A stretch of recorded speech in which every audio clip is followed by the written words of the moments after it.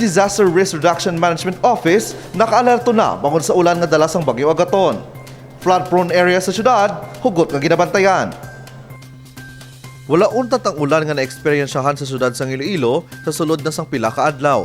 Suno sa Iloilo City Disaster Risk Reduction and Management Office, ang mapag-ulan ang dala sa gihapon sang Bagyo Agaton nga yara sa Visayas areas kag Intertropical Convergence Zone nga nag-aapekto sa lakat sang panahon.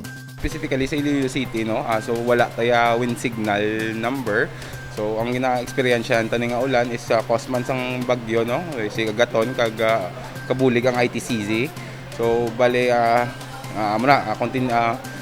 as per sa pag-asa, ang i-attract daw hindi man makalabot, hindi makalandfall sa Iloilo, no? Do wala man, hindi man sa magagi sa Iloilo. So as of now gabatsyag lang ta ulan nga light to moderate and sometimes heavy nga ulan, sure. Bangod sini, ginapaalerto sang CDRRMO ang mga barangay nga manubo kag malapit sa suba o kon dagat. Hindi nga mga lugar mahimo bahaon, gani importante nga mag-aligmat ang mga pumuluyo kang maghanda kung kinahanglanon nga magbakwit. Be ready lang kita permin din ta magkampante. So ang ginauna tagid nga coordinate sa mga barangays, especially sa mga low-lying areas nga barangays, no? Kag mga coastal barangays, which is mga prone gid sa mga flood prone areas gid para makapaghanda ta. If ever nga may mga preemptive evacuation nga obron, maka-notify na ta kag makahatag ta sang tsakto nga bulig sa ito.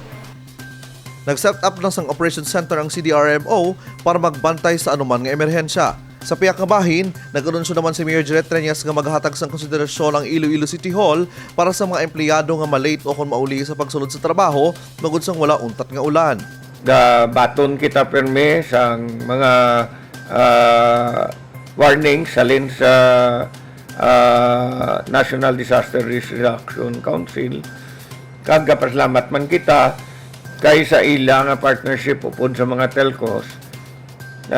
Sige kita nga baton sang aton nga mga warnings, no? And ang aton nga PSTMO upod kay Dona, upod sa aton nga mga barangay officials, sige bantay sa aton nga sitwasyon sa barangay. Ready man kita with the relief goods, pagkaon kag iban pa kung kinahanglan gid man. Luig ni Mayor Treñas nga maunang safety sa mga empleyado, lakip na sang bugos nga syudad, samtang nag-aapekto pa ang bagyo. Kevin Patrick Casipe para sa Level Up Patrol. Iloilo City nakabaton sang Iloilo Tree Seedlings ikan sa probinsya sang Capiz. Mga seedlings itanom sa naglain-lain nga plaza.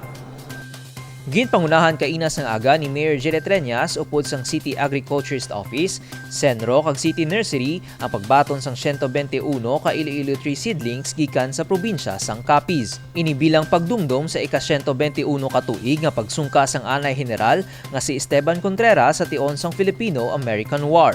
Mismo ang apo ni Anay General nga si Attorney Boy Contreras nga utod ni incumbent Capiz Governor Nonoy Contreras ang nagdala sa mga seedlings sa syudad sang Iloilo. We realize the big problem that we are facing. So, with this gift, Mayor, and with your counter gift to us, ato yung namin mga sampagita, we hope that we can all contribute and together we can help address the global problem that we have.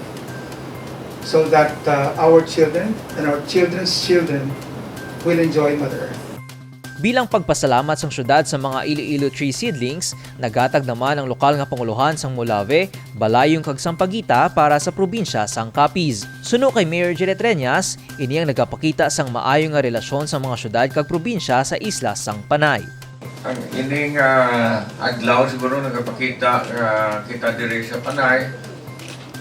Maayong aton relasyon, maayong aton cooperation, and sa Capiz pa ta nakakuha sang Iloilo Tree, no? Ito says a lot about what we are doing here in Iloilo City. Kinahanglan kita bulig siguro sa Capiz. Ang Spanish friar kag botanist nga si Francisco Miguel Blanco ang nagpangalan sang Iloilo Tree.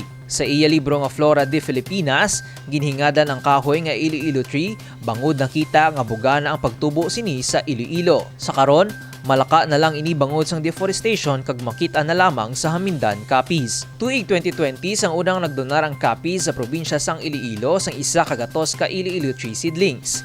Samta ang mga gidonar sa syudad nga Iloilo Tree Seedlings ang igatanom sa nagalain-lain nga plaza sa syudad kadungan sang renovations karon nga ginahimo. Michael Angelo Srate para sa Level Up Patrol.